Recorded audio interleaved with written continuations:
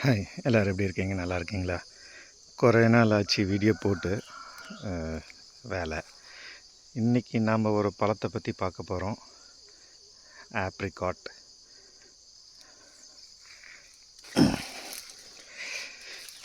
இது முள்ளாக தான் இருக்குது மரம். சரி, வீட்டுக்கு தேவைன்றனால முருங்கைக்காய் கொஞ்சம் உடைச்சேன்.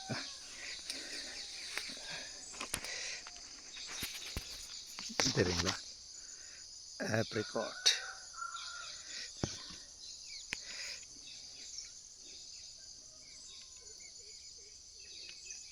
ரொம்ப நாள் ஆச்சு காய் வைக்க.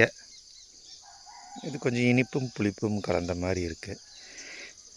நிறைய வாட்டி பூ வச்சு பூவெல்லாம் கொட்டிடுச்சு.